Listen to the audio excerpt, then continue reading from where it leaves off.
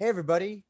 You are listening and watching the We Are Rizin podcast. This is your host, Andrew Benjamin, and I'm joined by a very special guest today. Of us, we have Grant Bogdanove. I got that correct the first time, who will be competing in his first MMA fight at Deep Tokyo Impact 2021 first round, June 18th, at New Pure Hall. He will be taking on, oh, I just had the name, Shinobu Wakui. Uh, Grant, thank you so much for your time. I really appreciate you talking to us. Excited to talk about your first MMA fight. Yeah, thanks for having me. But before we get into that, I want to know more about you. You're an American living in Japan. You've been grappling for a long time since high school. Can you just tell us a little bit about it? Yeah, how you started in grappling and how you wound up in Japan? Sure. So I wound up in Japan 5 years ago. I came over here to teach English. And the reason for that was as a child, having a Japanese mother, I was always super interested in Japanese culture. And we came over for summer vacation and winter vacation, various holidays. And being in Japan was always like the best time of my life. So in college, I studied Japanese and economics. And then, what are you going to do with a Japanese major? It's nothing really. So I didn't want it to go to waste. So I went to Japan to teach English, just to like live there and try it out. And then during that time, I just fell in love with the country, and now I'm on my fifth year here. Um, and during that time, like from my childhood up until now, let's see, when I was like 6 or 7, I started in judo. And then at around age 13, like third year of junior high school, I did wrestling. Did wrestling until the end of high school. Then when I went to college, I did judo again. And then in my junior year of college, I went to Brazilian Jiu-Jitsu. And I was doing BJJ and judo both at the same time for a while. And then after I graduated and I moved to Japan, I kind of stopped doing judo and went only to BJJ. Teach English in Japan? Do you mean like an ikaiwa, or do you mean like So like yeah, the first 2 years I was on this thing called the JET program. It's like not a private company, it's a government sort of exchange program um, at public schools. And that was in Aomori Prefecture. That's like the northernmost prefecture on the main island. And it's a great time, like super laid back lifestyle, really awesome. Training jujitsu there at it's this it changed names. So now it's Alma Fight Gym Warp, but back then it used to just be Warp. And the guy was Kohei Tsugawa. He was the black belt there. Trained there for 2 years. It was good. And then after I finished 2 years on the JET program, then I did Eikaiwa. I moved to Nagoya, which is a larger city that has a lot of like Brazilian Japanese people. So Tokyo and Nagoya are probably the best places in Japan to do BJJ. And I was looking at Tokyo and both of them, and then I went to Nagoya because that's where my mother's family lives. So I went there, started training at Kusano Jiu-Jitsu Academy under Leandro Kusano. I'm still under Leandro right now, and he will be in my corner for this fight. Um, However, I'm living in Tokyo, so I was at Kusano's in Nagoya for like a year and 8 months. And during that time, I did like 8 months at an Eikaiwa, and then a year I was working at some uh, like a preschool teaching English for maybe 6 hours a day and training really hard, training full time. Then got a job at the UFC gym here in Tokyo. So I moved out to Tokyo and I'm still under Leandro, but I'm mostly doing my training at this gym called Igloo right now, which has like the best grapplers in Japan there. okay. So yeah, because on the deep thing, as you can see behind me, it does list you as Kusano as your team name. So, and I know Yeah. that you were doing stuff at the UFC gym, so I was a little bit confused by like by what their what your proper affiliation was. Yeah. So, like my fight affiliation, when I go and fight, it's going to be Kusano team. Um, but I've got students at the UFC gym, so if any of them ever want to fight, like I'll be coaching them as a UFC gym Japan coach. But yeah, I'm Now, still with Literature. I also understand that you speak fluent Japanese as well. Yeah, it's fluent. Like I can get by here.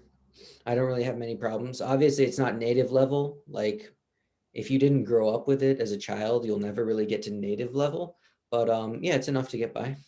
How long did it take to, I guess, get to that point where you can get through and speak enough to get to speak the amount of Japanese that you do? Was that something you because you said you majored in Japanese? Was that were you learning Japanese throughout your school years as well?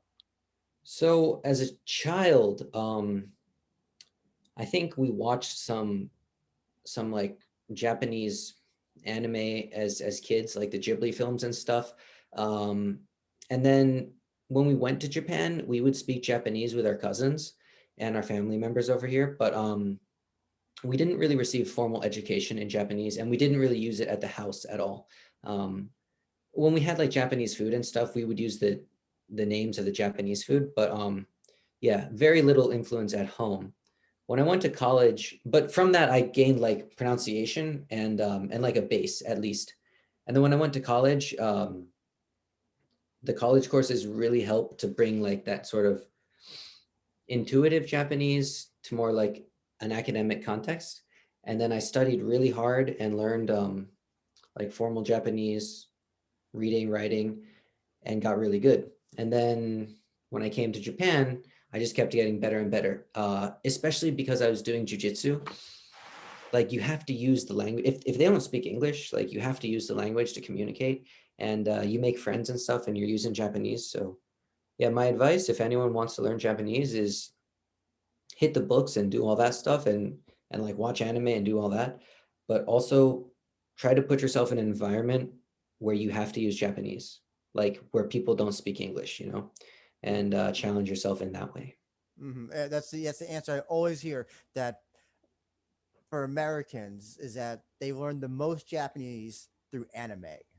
Like I always hear, I know friends who love Naruto, Dragon Ball Z, and the amount of Japanese that they learn through that is actually is very it's amazing. It's amazing that how that and I bet it's funny because also the same thing is said about for people that learn English. They'll say that, oh, they watch American movies or they watch The Simpsons Yeah, or something yeah. like that. So it's funny how that works out as well.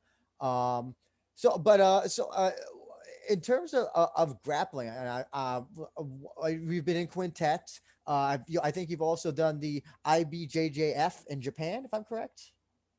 Yeah, so if I look back at sort of my grappling accolades, before I moved to Japan, I did about 9 months of BJJ in America as a white belt, and like smashed all these local tournaments because I was almost a black belt in judo at that point, and I had a high school wrestling pedigree. So when I fought white belt, I just smashed everyone. And then I fought blue belt a few times too as a white belt, and won like everything. Um, I think maybe I had one loss by advantage in like a no-gi match during my whole white belt career. And I did, let's see, the IBJJF Chicago Open as a white belt. I won that. And then shortly thereafter got my blue belt, and shortly thereafter came to Japan. So my first tournament as a blue belt was also my first tournament in Japan. And yeah, as a blue belt, I smashed everyone, like weight class, open weight, double gold every time. And then I won the Asian Open, double golded at the Asian Open, IBJJF, blue belt back in 2017. Then when I got my purple belt, yeah, sometimes I would get like second or third in my weight class. Sometimes I would get second or third in the open weight. Sometimes be eliminated before reaching the medals in the open weight. See, purple belt was kind of the belt where like judo and wrestling, everybody knew how to deal with it. So I had to sort of evolve my game. Now, Uh, actually, about that. So in Japanese, I think primary or high school, or at least high school, they do teach judo. I yeah. believe. So when you were competing in Japanese in the Japanese tournaments, did you find that? I mean, yeah, as the belts get higher, obviously the competition gets up, but probably if, would probably there'd be less people who would be acclimated to judo in America than in Japan. Did you find that quite often? That just judo because everybody just knew, like they just knew because they were just taught that at a when they were young. Yeah, so there's a lot of jujitsu guys in Japan who have a judo background, and there's a lot of jujitsu guys in America who have a wrestling background. So in America, I remember using my judo to smash guys because nobody knew judo.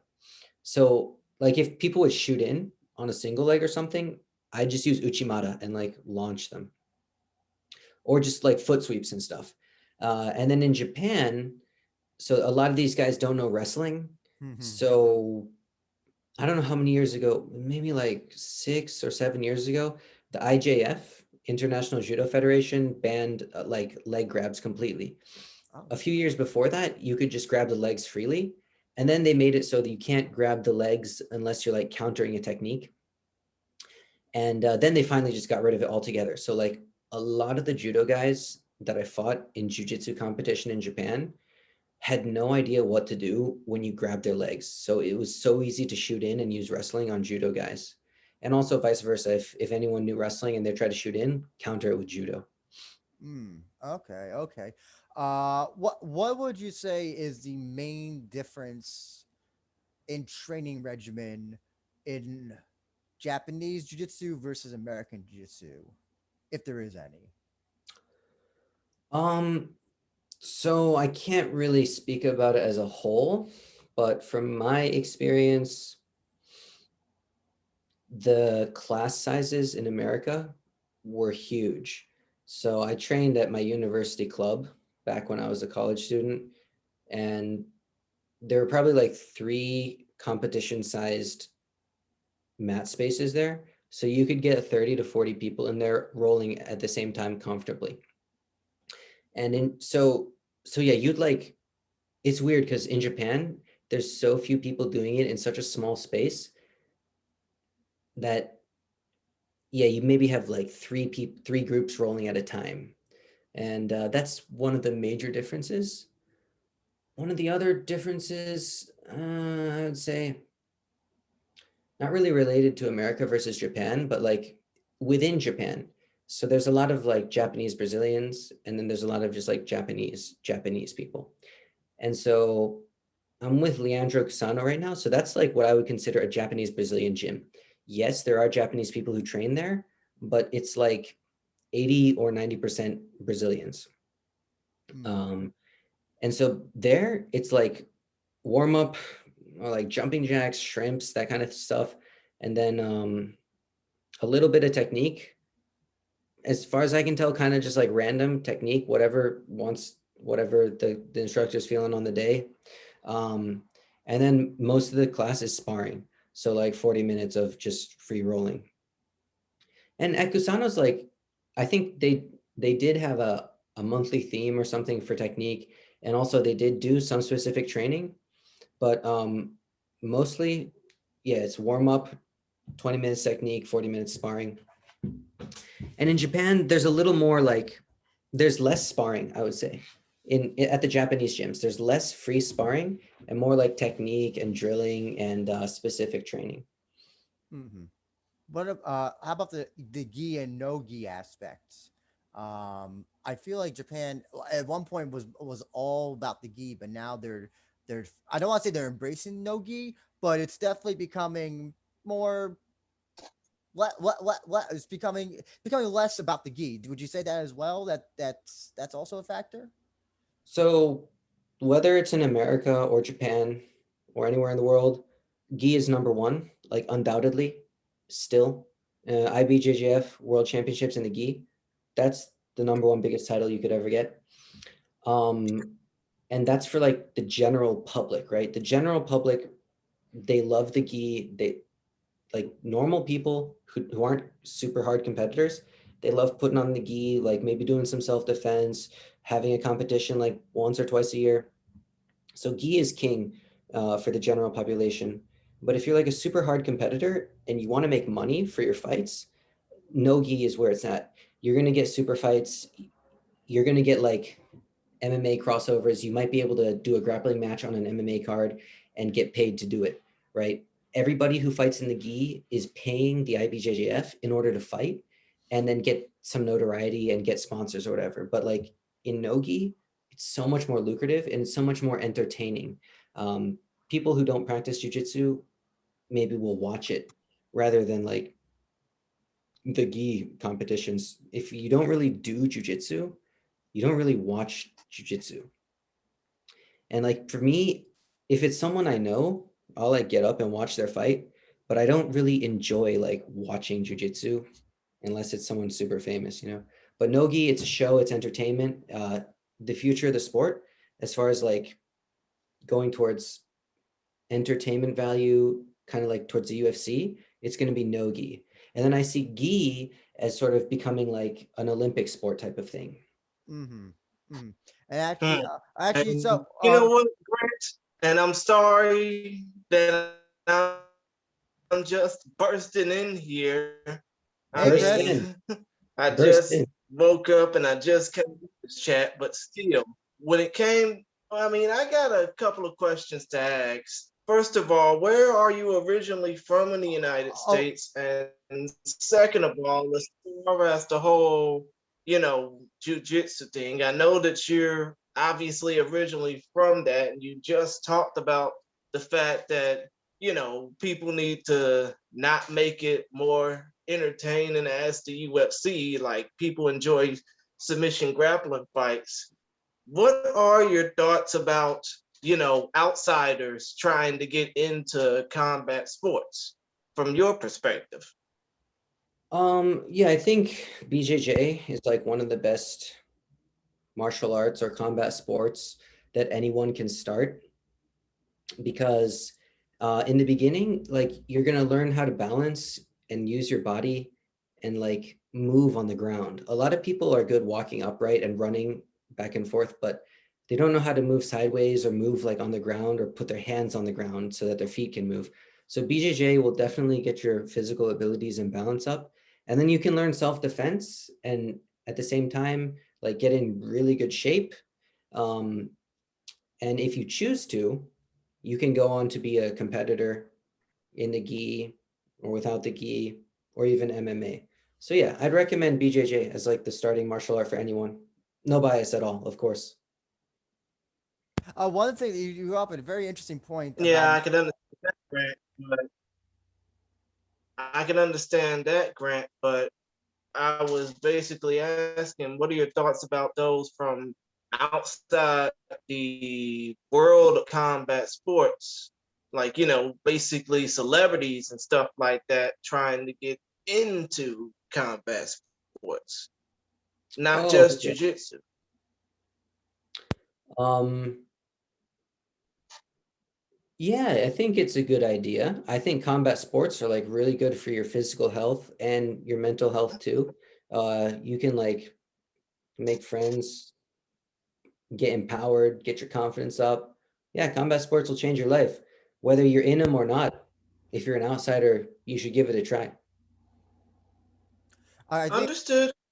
I think you brought up a great point Understood. And about jujitsu, about watching jujitsu. There's like only like maybe like I can think of three names offhand that I will always tune in for a match for. It'll be probably Gordon Ryan, Gary Tonin, and Shinya Aoki. But there'll be promotions that I watch like Quintet or Submission Underground, and I think the I think that's a problem. Do you think that the way that grappling is going, that I'm trying to think of the right word. Do you think that it can become a more of a mainstream sport thanks to people like Gary Tonin, Gordon Ryan, those who are kind of just, you know, they're not just technique guys, but they're also guys who are personalities. Do you think that can work in the sport of jiu-jitsu, Grant? Yeah, absolutely. But so like Gordon Ryan and Gary Tonin and the sort of nogi scene, Mm-hmm. that's going to take nogi jiu-jitsu down the route of entertainment. So like pay-per-views, shows, UFC, WWE, that kind of thing. Um, the gi, on the other hand, like the IBJJF, amateur sports, that side of jiu-jitsu would take the sport to like the Olympics. Mm-hmm. So yeah, I love both. They're both like really entertaining and fun. Now, one of my last grappling questions I have before we talk about your MMA fight is I'm curious. Do you have any other aspirations in grappling that you want to do? Like, do you want to compete in ADCC now that the Olympics has granted jujitsu a competitive sport in their thing? Do you want to do that maybe sometime down the line? Do you have any other goals or aspirations in grappling? Yeah, my goals for grappling and jiu-jitsu are kind of modest right now. Um, I would like to win the IBJJF Asian Open at black belt, win All Japan at black belt, fight on Quintet again, do like grappling shows and stuff. But I don't have any like crazy dreams about winning the worlds or fighting at the Olympics or ADCC. Man, I don't think I could qualify for ADCC. I'm an American citizen, so I'd have to take my Hmm. shot at like the West Coast or East Coast trials. And yeah, I think the level would just be too high. I think I might have a shot in if I had a Japanese passport at taking it the trials in Asia. But yeah, Gotcha. Hmm. But what? Understood. And considering the fact that, and I just realized this because I had to search it up, considering the fact that you're originally from Iowa in the United States, probably Des Moines, probably Davenport, who knows? But still, considering the fact that you're from the US, wouldn't that mean you happen to get back to this country, to the United States, just to compete in those ADCC trials, just to get in the Abu Dhabi Combat Club Submission Grappling World Championships? yeah, absolutely. And honestly, I think the level is too high for the trials in America right now for me. So yeah, my goals are more like based in Japan. Yeah. Understood. Wakari must. We get it. So yeah, let's talk about your pro MMA debut, Grant, against Shinobu Wakui. Um, First off, how's it? Have you been training MMA itself for a while now, or I mean, how long have you been training the like the mixed martial arts aspect of the sport? I fought amateur 2 years ago, and before that fight, I did a lot of kickboxing training, and yeah, since that fight, I haven't really done much. Um, but yeah, right now I train MMA like twice a week, sparring, mitts, drills, that kind of stuff. It's not my thing, I like jujitsu way better, but I'm doing this to sort of advertise for my jujitsu, kind of show that my jujitsu works in the cage. So we'll see how it goes down on June 19th. And yeah, so what can you tell us about your opponent?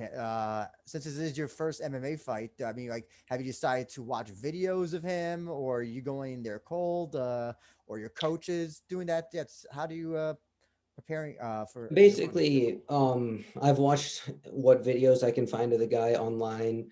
I've sent him to the guys who are helping me out in training. And yeah, the guy's like 185 centimeters. So I don't know what that is, like 6'1" or 6'2". I'm not sure. But so he's got a size advantage, as in a height advantage on me. Um, and he is like 16-5, I think. That's his professional record. Whereas I'm 0-0. So he's got experience, but he's also 43 years old and I'm 26. So I've got age on my side. Actually, He, Well, actually, he's 4'5", and yeah, he does stand in at 6 feet 185 centimeters. Plus, he's 42 years old. So, yeah. you were being generous with his record. That was very nice of you, Grant. Six, but yeah, unfortunately, yeah, he does not have he has a under 500 record, 4-5. oh, really? Yeah, 4-5 professionally. So I just why did Deep tell you that he's 16-5? No, I looked at his, it was on his Instagram page or something. He might be counting his amateurs. He might be counting his amateur fights if he's going by that number, because I'm not so sure, Mm. because Tapology tends to be pretty accurate with pro fights. So I'm not so Right. sure that where he's getting the extra 12 wins from. That's Huh. interesting. He's probably patting. To be fair, he's probably patting his record. What do you what also what oh how about the cardio and pacing aspect? As you know, jujitsu, it's I mean, with the exception of things like quintet, is 1 round. It for is this it's gonna be 5 minutes if I'm correct, right? 2 rounds. Yeah, it's weird because over here they do like 2 rounds. Yeah. So it's gonna be 2 rounds of 5 minutes. Is that at all? Are you preparing for that as well? Just the pacing and just having to fight again right after 5 minutes has gone. Is that a focus that you're doing right now? I mean, I'm prepared for any scenario, but I don't see it lasting more than 1 round. And when you say, do you expect to knock him out, or are you going to use your bread and butter jujitsu to submit him? How do you see this fight going? Yeah, I expect to take him down and search for the submission and get it in the first round. I'm not gonna try to knock the guy out. Like, yeah, it's a pro fight. I'm not gonna take it lightly and try to knock the guy out with strikes. He's got a chin. He likes to brawl. Like I've seen him get dropped twice in a fight and then come back and TKO the guy. So not really gonna strike with him. It's funny when grappling guys tend to get into MMA, I notice, or I get the impression, I should say, that a lot of them tend to want to show off striking. They kind of don't want to a lot of them. Like I'll say it, so like Satoshi De Souza, when he started in MMA, I felt like he was trying, or when he went to Rizin, I should say, he was trying less to show off his grappling, trying to do more of his striking, kind of like to show, almost to make a point that like I'm just not a jiu-jitsu guy. And is that something that like no, it sounds like you're gonna be like, no, listen, I know jujitsu. That's the stuff I'm good at. I'm gonna use that to my advantage. Yeah, I'm a jujitsu guy. I'm doing this fight to like advertise for my jujitsu career. Mm-hmm. Like I want to get more students. Um, I want to get more like notoriety on the jujitsu scene. I'm not looking to make a career out of MMA. I'm looking to make a career out of jujitsu. So hopefully it'll be some good publicity for my jujitsu career if I can go out there and submit a guy using jujitsu. Mm-hmm. So Understood. And when it comes down to this MMA fight, even if you are successful at this your first go round, would you say that if you do win or if you do succeed well in this fight, that your MMA career would probably have to play second fiddle to jujitsu? Yeah, absolutely. Jiu-jitsu is number one for me. And, I don't know what the future holds, but yeah, MMA will always be like second to jiu-jitsu. mm, that's very interesting Hmm. because I feel like a lot of we uh, people that when they want to go into MMA, they kind of do want to make that career. So I'm just I mean, it's what to say, yeah, you win this fight, then Deep comes up to you and says, "Hey, Grant, you did so well in your first fight. We want you to come down in August for another fight. Would you turn it down, or would you be open to doing it again?" Depends on how much they're gonna pay me. Fair enough. Fair enough. Fair Yeah. enough. But what about if a bigger promotion that can pay, obviously more money, like a Rizin one came to you? Would you consider an offer like that? Yeah, if Ryzen came to me after this fight and offered me a fight, I'd do it in a heartbeat, of Oh, course. To get on that stage after one fight, yeah. But do I want to do 5 fights in deep for peanuts mm-hmm, and then get a shot at Ryzen? Yeah, I'd have to think about that one. mm-hmm. Now, what about? I'm curious to know if Deep ever had one of their tag team jiu-jitsu things that they do occasionally. Would you be willing to do that as well? Potentially more than an MMA fight? Yeah. If it's grappling or jujitsu, I wouldn't think about it at all. Any fight that came my way, like I would take it. MMA, like the risks are a little bit too high to just sort of do for fun. So I think really seriously about MMA.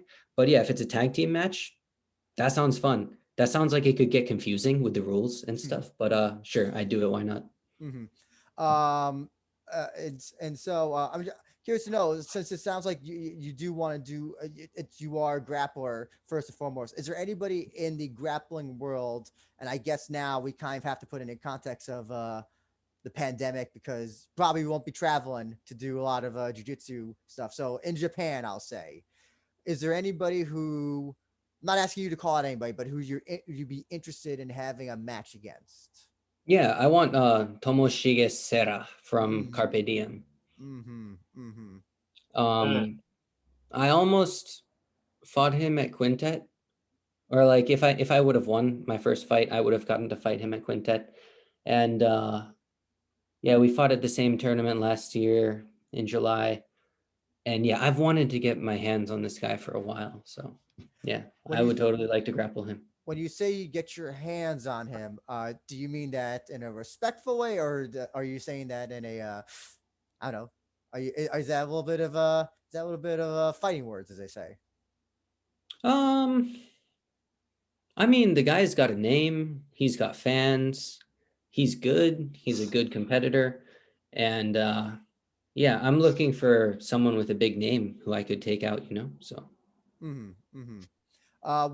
What about I'm trying to think of other names in the jujitsu world in Japan right now. I know all about the American names, but like in Japan, like I my knowledge. Hassan Ryder from Cameroon. Oh, okay. Have you fought him before? Or I thought you is that a name? Have you fought him before? Grant in jujitsu for Quintet. no. Um, yeah, and I don't want to fight that guy. He's out of my weight class. That's what I thought. That's what I thought. Yeah. He's about 200 pounds, I think, or whatever. I think he's much more than that. Um, is that do you are open fights ever something that you're interested in, or do you just like to kind of keep it around your weight class? Yeah, I would like to keep it one above or one below my weight class if possible. Like, I don't really like to fight guys too much bigger than me. Is that just something? Well, to be fair, Hassan Ryder is 6'5" and does walk around at over 200 pounds, so we can understand that. I'll be like, there's no way he can be around under 200, especially if he's 6'5", unless he's the skinniest 6'5" guy in the world.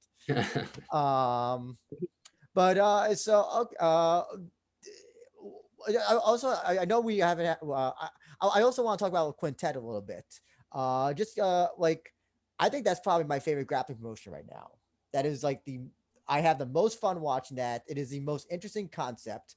Um, what like what yeah when you first got offered your first Quintet, I think I have to apologize. I can't remember which one. What do you think of the whole concept behind it? Wasn't that did that intrigue you? Just like this whole tag 5-man 5-person tag team, or not tag team, but 5-person jujitsu competition, and So just yeah, um, when Quintet came out, like when did it come out? It had to have been 5, 6 years ago. It's relatively new. When it came out, one, I'm a huge Sakuraba fan, so I was so hyped that he was doing this grappling promotion.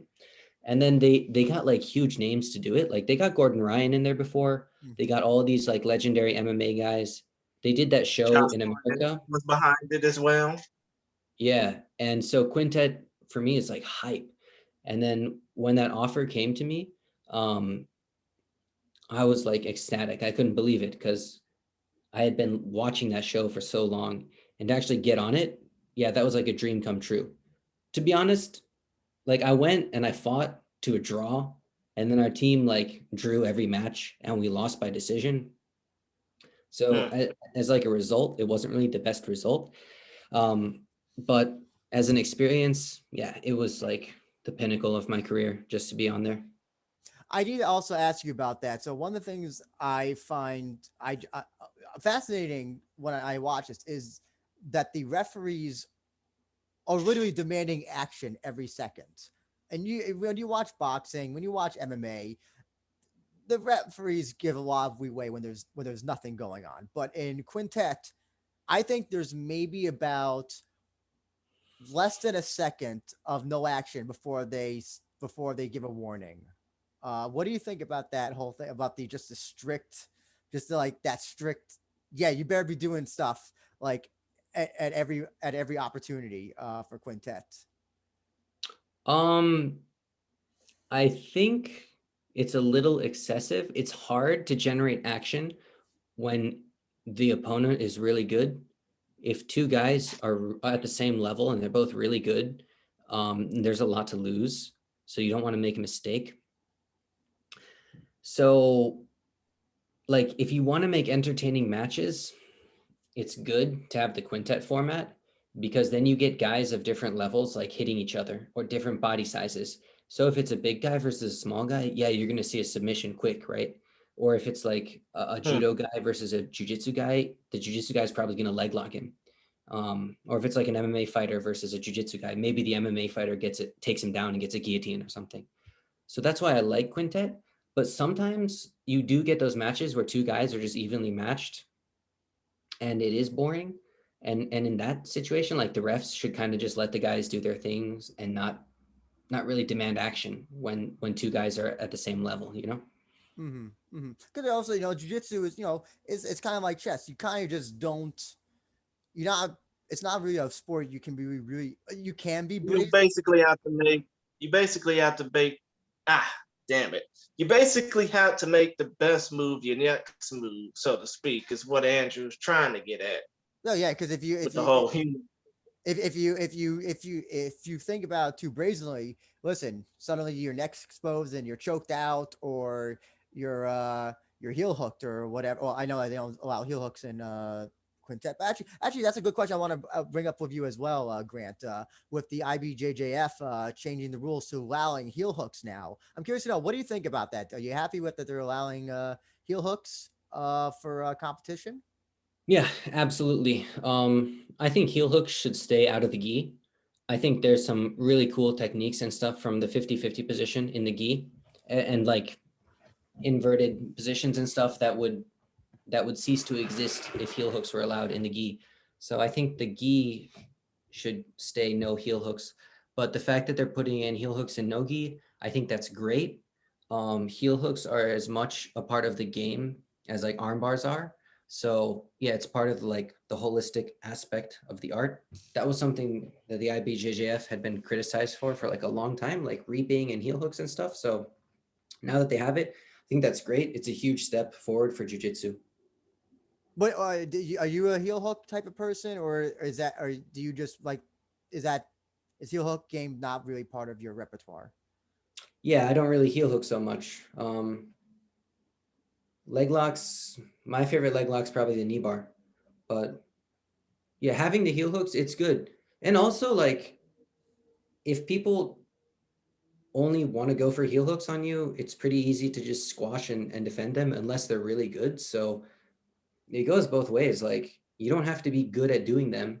You can just be good at countering them and still win like IBJJF tournaments. So Mm-hmm. Yeah, it is funny because at one point, I think the heel hook was kind of this feared move that just nobody kind of, I don't want to say nobody knew how to get up, but it was definitely a thing that a lot of jiu-jitsu guys were not were it was the move that you feared the most. And I think a lot of them not even were more afraid of tapping of getting their ankle broken. So a lot of them kind of just fear tapped rather than try to see if they can fend it. But now it's become so much easier. If you see this with Gordon Ryan's matches, even like when he goes for a heel hook and or like, yeah, he can't even get it on a lot of people. He's having to submit guys other ways, the arm bar or a triangle choke. So yeah, it's funny how the game has adapted now everybody, I should say everybody, but a lot of people now know how to defend heel hooks a lot more than they did maybe even like 2 or 3 years ago. Yeah, absolutely. It's how jiu-jitsu always has been. Like way back before I was even born, probably nobody did like standing guard passes. Everyone just guard pass from the knees, through the closed guard, pressure pass. Then all of a sudden, guys start standing up to pass the guard. So De La Hiva gets invented, and then Barambolos get invented. And now Barambolo, which used to be like a crazy move that only like Rafa Mendes and the Meow brothers did. Now that's like if you're a blue belt and you don't know Barambolo, like it's like basic curriculum now. So and then guess what? Berimbolo was destroying everybody, and now people know how to counter it, and now it's just like a normal move again. So the same thing with heel hooks. Like first, like Gordon Ryan, Craig Jones, all those guys start destroying everybody with heel hooks. Then the sport catches up to them, and it's just jiu-jitsu has these waves, right, of popular moves, and I think Japan is just sort of catching the tail end of that wave from America, like the no-gi craze and then the heel hooks and everything. And that's catching on here at a good rate. Like people are doing a lot of no-gi here now. It's good. Mm-hmm. Mm-hmm. I'm also curious to know, as a coach, do you see yourself coaching uh, MMA fighters or down the line? Do you think for their matches, since you do coach at the UFC gym in Japan? If MMA guys ever wanted to learn like grappling from me, yeah, I'd be willing to help out. So I could be their grappling coach. But as far as being like an MMA coach, I don't have enough skills like or experience to do that. But yeah, I'd love to be a grappling coach for any MMA fighters that want it. My apologies. That's what I meant to say. Yeah, a grappling coach. Yeah, for sure. Jiu-jitsu Absolutely. coach. Grappling for MMA, super interesting. It's a lot different than grappling for grappling. You gotta, like in grappling, you can go down and take the bottom position and win and submit from there. But in MMA, if you do that, it's almost a death sentence because of ground and pound. So for me, when I grapple for MMA, it's about maintaining the top position and like tying up the guy so that he can't defend his face and I can punch him in the face Mm-hmm. rather than necessarily going for submissions. It's like trying to immobilize the guy to where you can beat them instead of submitting. Mm-hmm. I understand. Chris, I'm gonna pass. And I'm sorry, but still, sorry for interrupting, even though it's kind of my thing, Andrew. Mm-hmm. But still, when it comes down to what you just described, obviously you want to become a jiu-jitsu coach. That now leads me to asking this question, Grant. You're only 26 years old. Obviously, you're a college educated man from the University of Iowa. Let's just say if this whole jujitsu coaching thing doesn't work out, what would be your backup plan? What would be your plan B in case, you know, your career doesn't go as well as you predicted, either for MMA or jujitsu? Yeah, so if I sustained some sort of injury that prevented me from competing, that wouldn't Mm-hmm. be the end of the world for me. But if I sustained some sort of injury that prevented me from being able to teach, then that would be quite bad. Uh, I'm not looking to make my career and like build my retirement fund in competing. I'm looking to compete in order to like push my jujitsu teaching brand, and I want to make money teaching. Um, and if I can't do that, yeah, then I'd have to reevaluate like my life completely. I haven't really thought of other options.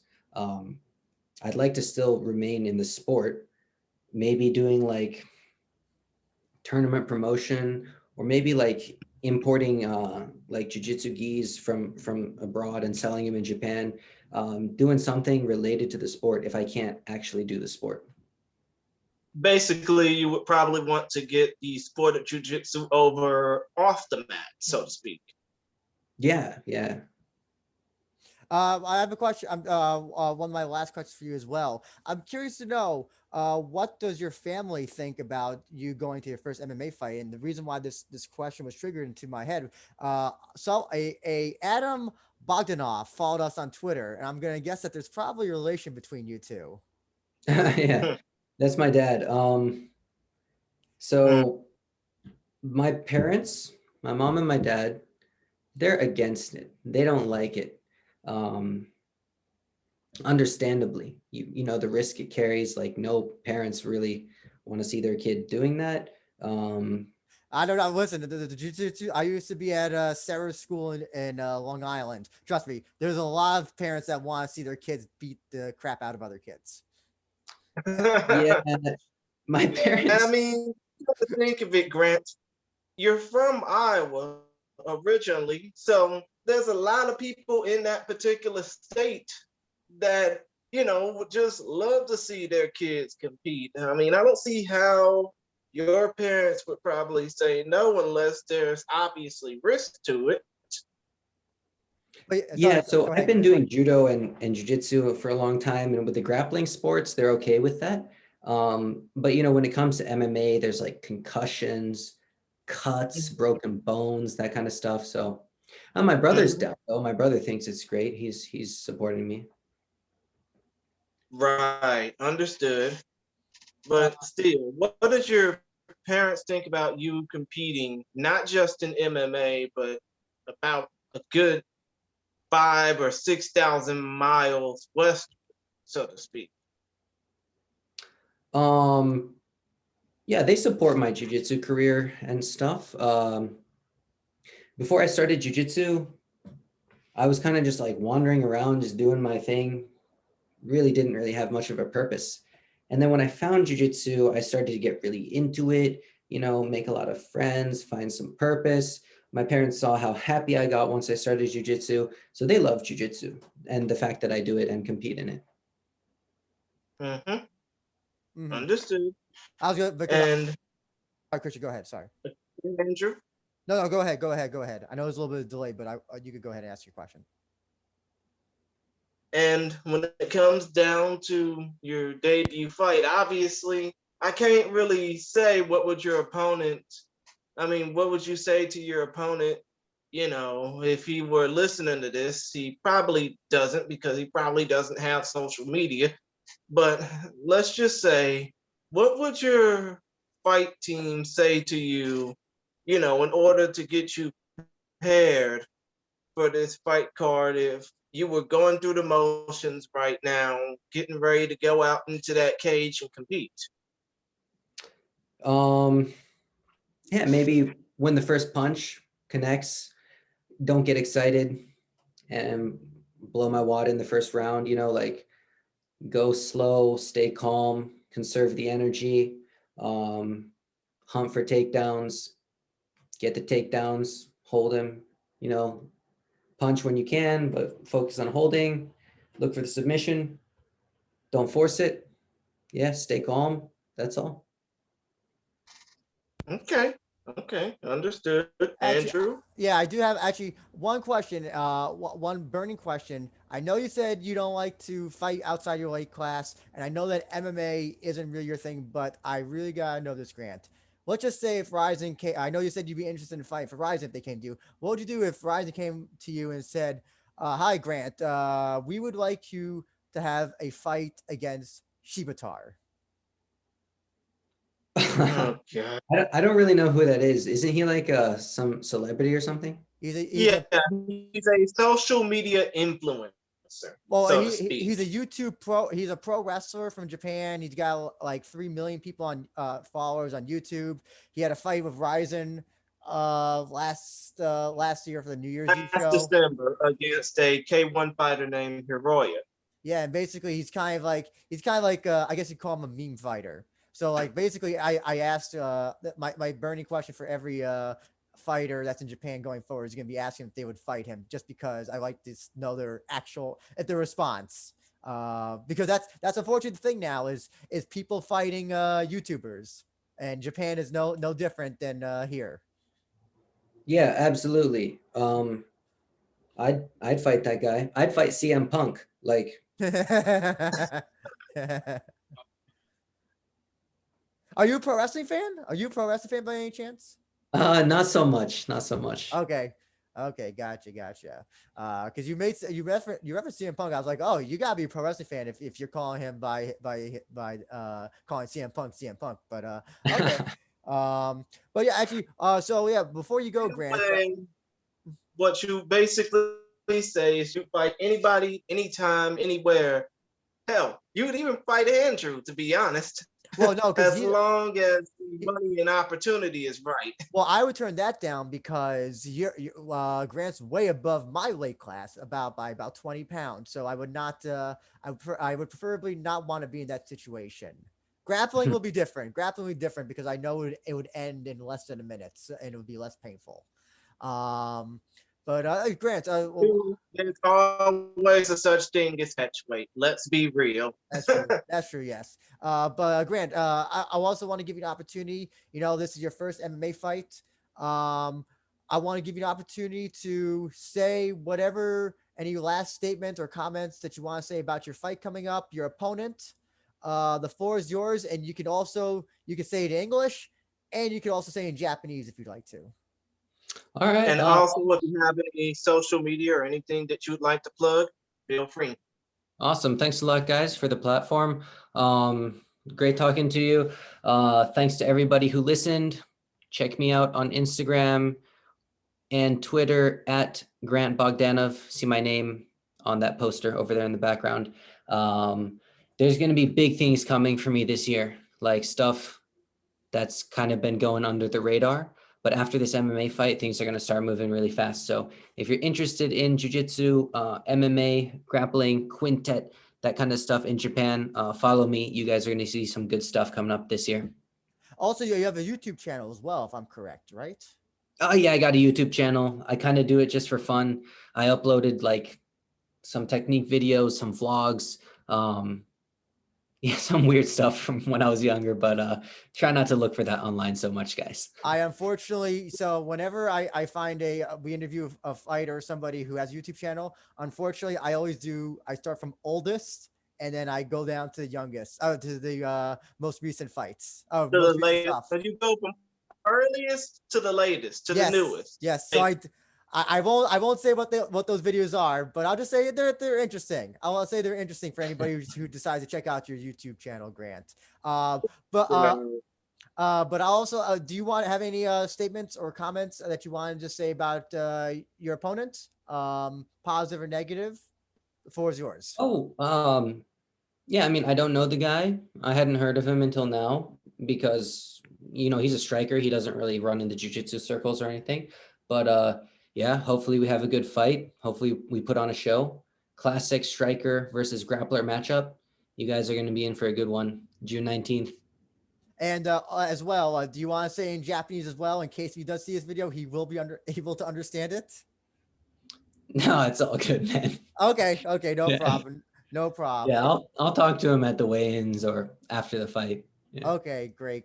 And yes, you can see Grant Bogdanove take on Shinobu Wakui at Deep Tokyo Impact 2021 first round, June 18th. It'll be at New Pier Hall. As of now, there's no way to watch it live outside the United States, but they will be uploading it to YouTube.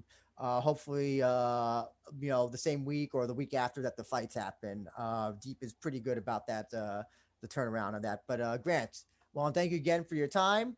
And yeah, we're really excited to see your first MMA fight. I've watched your Quintet fights. Now we get to see you in the full-fledged sport of MMA. Hopefully it works out for you and you come out with little damage.